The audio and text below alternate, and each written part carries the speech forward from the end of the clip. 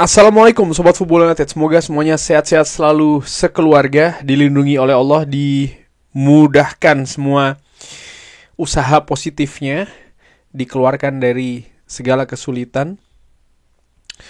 The Athletic, Mark Critley ini menulis sebuah artikel yang menurut gue menarik, yaitu apa sih sebenarnya yang terjadi di Manchester United. Belum menurut gue bisa membuktikan ataupun meraih target bahwa Manchester United ini bisa meraih tiket Eropa atau bahkan gagal gitu ya. Kita akan melihat nanti di akhir musim. Perjalanan di 9 pertandingan awal ketika gue bikin video ini memang masih penuh dengan dinamika. Di awal ada ketidakkonsistenan, tapi di 3 pertandingan terakhir Manchester United justru berbalik konsisten nih, meraih 3 kemenangan beruntun. Dimulai dari ketika menghadapi Sunderland, Liverpool, dan Brighton. Sebenarnya apa yang berubah nih? Ada yang berganti, ada yang tidak sama di skuad Manchester United. Apakah pemainnya? Apakah Ruben Amorim?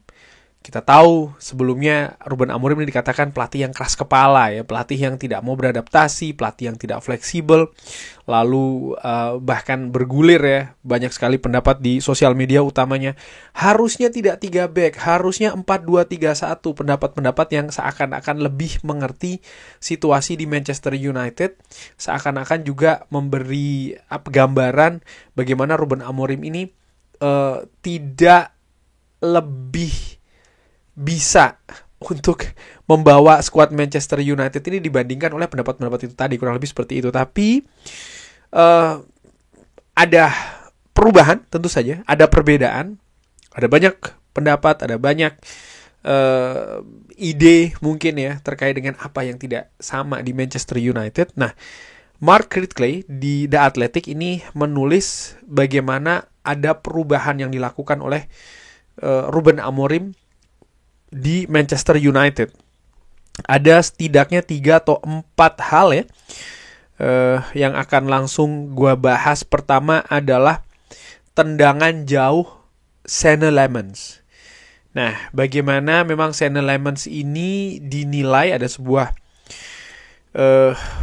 pendapat di beberapa paragraf, termasuk juga sebuah grafik yang mungkin tidak bisa gue tampilkan di video kali ini. Cuman intinya bagaimana di musim sebelumnya 2024-2025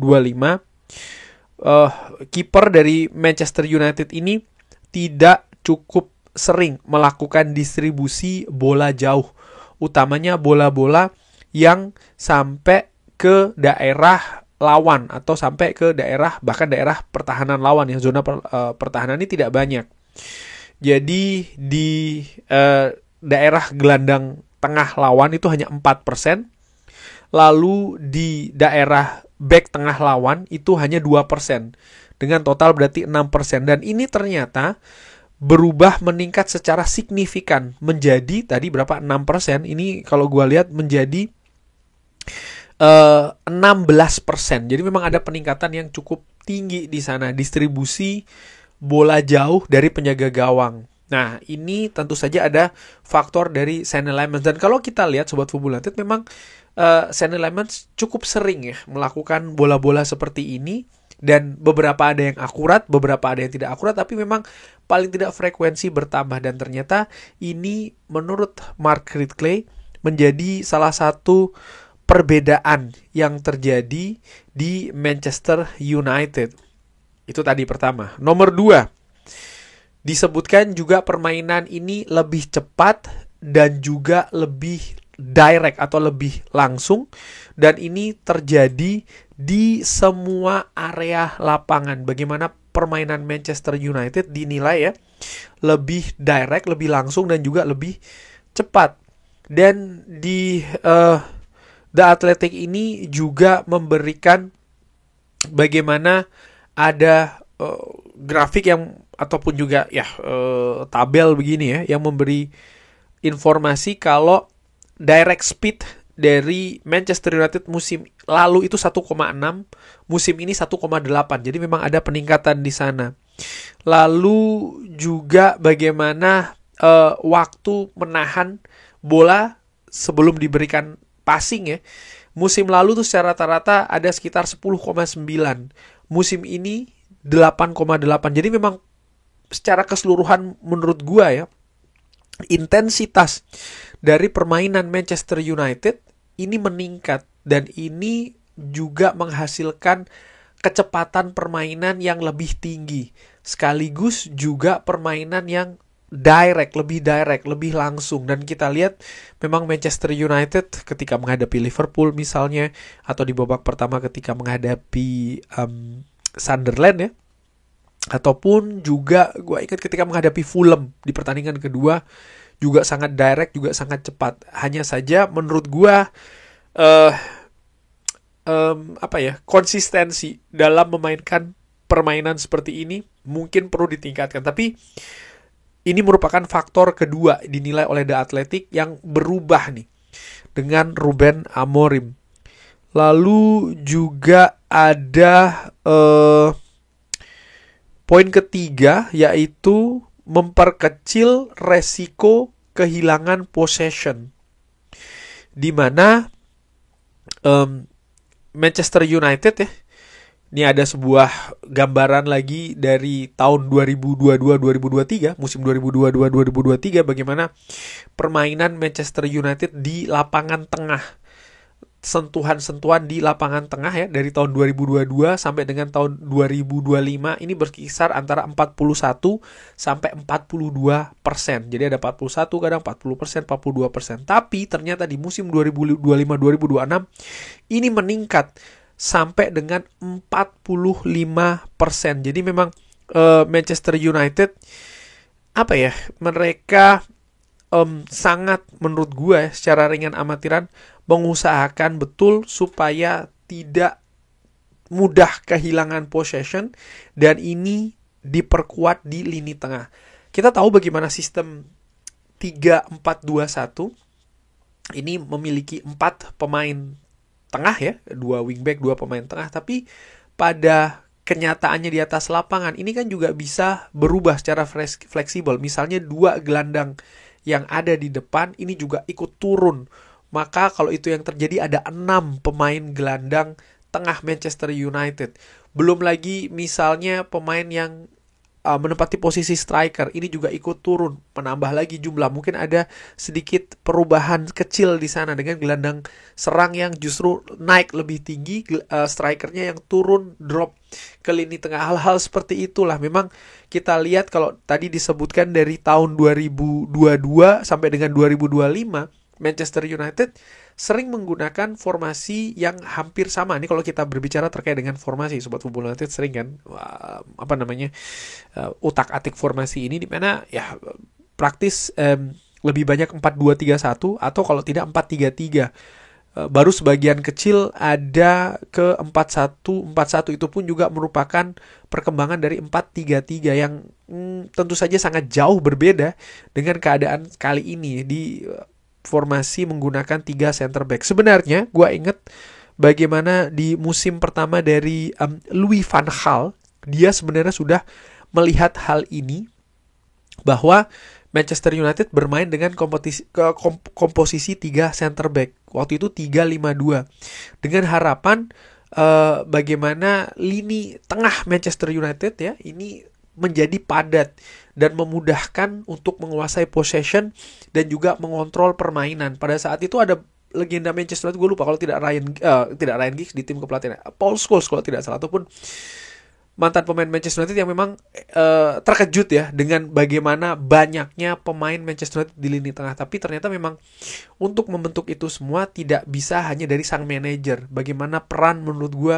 dari tim manajemen ini juga penting, yang pada saat itu ya mungkin Sobat Football United ada yang sudah menyaksikan Manchester United, ada perpecahan antara manajemen dan juga Louis van Gaal, di mana ya akhirnya Louis van Gaal juga memberikan keterangan-keterangan di pers yang memang melawan ya kurang lebih dari manajemen Manchester United yang pada saat itu dipimpin oleh Ed Woodward. Tapi balik lagi, ini merupakan faktor keempat ya, bagaimana Manchester United ini memiliki resiko yang lebih kecil untuk kehilangan possession, dan ini merupakan salah satu perbedaan dibanding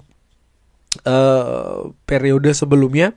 Dan poin keempat adalah tidak ada corner yang sia-sia atau yang bahasa yang mungkin agak lainnya itu adalah mungkin yang asal-asalan gitu ya.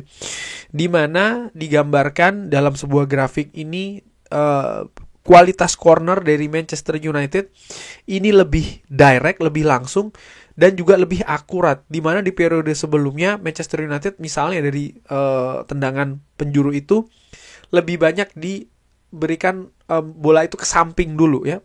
Maksud gue dikasih ke belakang dulu di daerah samping, baru kemudian dieksekusi. Ini cukup sering. Tapi di periode kali ini bagaimana bola itu langsung ditujukan ke daerah pertahanan lawan, utamanya memang di daerah seputar penjaga gawang ataupun gawang, dan ini dinilai memang memberikan perbedaan yang cukup signifikan. Nah, dari itu semua, menurut gua artikel ini dari The Athletic lebih menyoroti perubahan teknis ya, bagaimana bola panjang dari kiper yang lebih sering, lalu juga permainan yang lebih cepat, lebih direct, lalu juga resiko untuk kehilangan possession yang lebih kecil, dan terakhir bagaimana corner dengan kualitas yang lebih baik lagi. Nah, ini gue pikir memang 4 poin yang memang betul ada perubahan, tapi ini lebih dari sisi teknis. Apakah itu saja yang berubah? Gue nilai tidak. Gue tambahkan juga attitude para pemain di atas lapangan. Gue menilai para pemain ini lebih apa ya? Mereka lebih berkarakter dalam bermain. Mereka lebih konsisten dalam berkarakter itu tadi di atas lapangan ya, karena periode-periode sebelumnya karakter terlihat tapi tidak secara konsisten, sehingga mereka akhirnya bisa lebih mengimplementasikan ya instruksi-instruksi yang diinginkan oleh tim kepelatihan. Mereka juga memiliki menurut gue daya juang ya, determinasi yang lebih tinggi di atas lapangan. Salah satu poin terbesarnya ataupun salah satu bukti yang paling besar adalah kemenangan di Anfield. Kita bisa berbicara terkait dengan beruntung tidak beruntung, tendangan kena mistar dan bagaimanapun itu terjadi, tapi unggul di Anfield, disamakan di Anfield, dan bisa unggul kembali di Anfield ini bukan sesuatu yang mudah menurut gue. Gue merasakan betul langsung ya atmosfer di stadion ini luar biasa.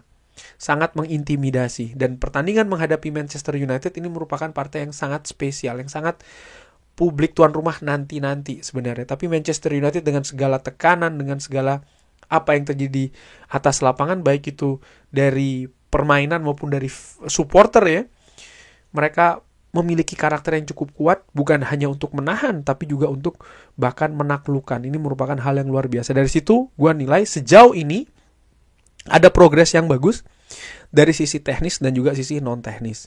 Untuk menutup video ini, apakah ini berarti Manchester United akan naik terus? Menurut gue ini yang harus dibuktikan. Tapi sebagai fans harus diatur ekspektasinya. Segala kemungkinan masih bisa terjadi Sobat Football United. Kita jangan terlena, kita jangan jangan terus termakan dengan situasi, katakanlah seperti itu. Ini baru masuk musim kedua dari Ruben Amorim, di mana dia baru memiliki satu jendela transfer musim panas. Rekrutmen itu juga menjadi salah satu hal yang penting dalam proses ini. Dan Ruben Amorim baru memiliki satu transfer musim panas ya. Jadi kita menurut gue harus benar-benar atur ekspektasi. Kurang lebih seperti itu. Bagaimana menurut Sobat Football nanti? Seperti biasa silahkan drop di kolom komen. Terima kasih sudah menyaksikan. Jangan lupa like, sholat, dan juga subscribe. Wassalamualaikum warahmatullahi wabarakatuh. Thank you.